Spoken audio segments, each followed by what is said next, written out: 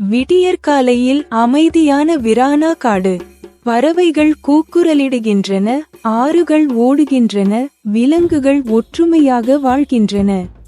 ஆறு என்ற இளம் சிறுத்தை தனது உடன்பிறப்புகளுடன் விளையாட்டு சண்டையிடுகிறது.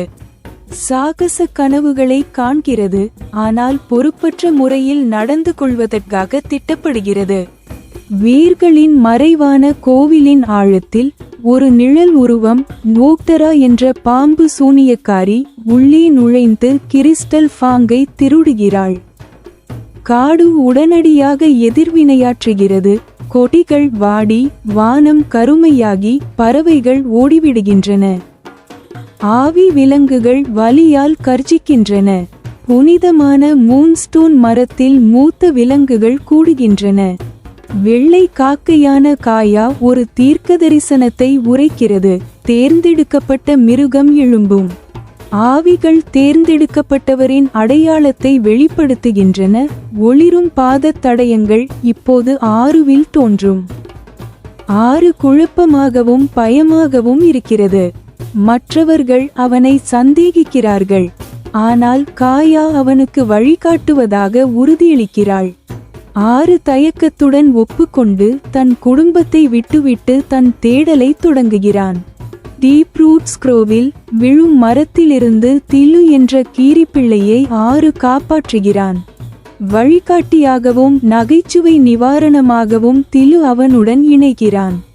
அவர்கள் விரைவில் ஒரு பழங்கால இடிபாடுகளை காக்கும் கொரில்லா போர்வீரன் ரம்பக்கை சந்திக்கிறார்கள். முதலில் அவன் உதவ மறுக்கிறான், ஆனால் துணிச்சலுக்கான சோதனையில் ஆறுவின் மரியாதையை பெற்ற பிறகு அவன் அவர்களுடன் இணைகிறான். அவர்கள் ஒரு மாயக் காட்டுப்பகுதிக்குள் நுழைகிறார்கள். அங்கு கொடிகள் சந்தேகங்களையும் அச்சங்களையும் கிசுகிசுக்கின்றன. ஒவ்வொரு கதாபாத்திரமும் ஒரு காட்சியை எதிர்கொள்கிறது. ஆறு தான் தோல்வியடைவதையும் தனது வீடு அழிக்கப்படுவதையும் காண்கிறார். காயா தனது தொலைநோக்கு பார்வையால் மாயைகளை கடக்க அவர்களுக்கு உதவுகிறார்.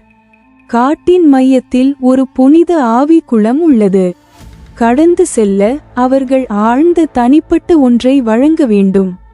ஆறு மிக பெரிய வேட்டைக்காரன் ஆக வேண்டும் என்ற தனது கனவை கைவிட்டு பாதுகாவலராக தனது பங்கை ஏற்றுக்கொள்கிறார். புயல் ரூட் மலைகளில் நோக்டாராவின் மறைக்கப்பட்டிருப்பதை குளம் காட்டுகிறது. நோக்டரா தனது வெற்றியை தொடங்குகிறார். நிழல் மிருகங்கள் மரங்களை சிதைத்து காட்டின் விளிம்பை தாக்குகின்றன. ஆறுவின் வீடு கிட்டத்தட்ட அழிக்கப்பட்டுவிட்டது. அவரது குடும்பம் தப்பி ஓடுகிறது. அவர்கள் ஸ்டார்ம் ரூட் மலைகளில் ஏறுகிறார்கள். கடுமையான வானிலை மற்றும் நிழல் உயிரினங்கள் அவற்றின் பிணைப்பை சோதிக்கின்றன. ரும்பா காயமடைந்தார், ஆனால் நிறுத்த மறுக்கிறார். ஆறு உண்மையிலேயே வழிநடத்த தொடங்குகிறார். ஒரு இருண்ட படிக குகைக்குள் நோக்டரா சிதைந்த கிறிஸ்டல் ஃபாங்குடன் காத்திருக்கிறாள். அவள் ஆறுவை சக்தியால் கவர்ந்திழுக்க முயற்சிக்கிறாள், ஆனால் அவன் எதிர்க்கிறான். திலு கவனத்தை சிதறடிக்கிறாள். காயா நோக்டராவை ஒளியால் மறைக்கிறாள். ரம்பக் படிகச் சுவரை உடைக்கிறாள். படுகாயமடைந்த ஆறு கிறிஸ்டல் ஃபாங்கை தொடுகிறார். அவரது ஆவி முதல் ஃபாங்கின் ஆவியுடன் இணைந்து ஒரு பெரிய நிறமாலை சிறுத்தையை வரவழைக்கிறது. காடு பதிலளிக்கிறது. ஒளி திரும்புகிறது. நோக்டரா என்றென்றும் வேர்களுக்குள் விரட்டப்படுகிறது. ஆறு குணமடைந்து வீடு திரும்புகிறான். அவன் இனி வெறும் விளையாட்டுத்தனமான குட்டி அல்ல, வீரராகவ காட்டின் பாதுகாவலர். கயாவால் படிகப்பற்கள் கோவிலுக்கு திருப்பி அனுப்பப்படுகின்றன. அமைதி மீட்டெடுக்கப்படுகிறது.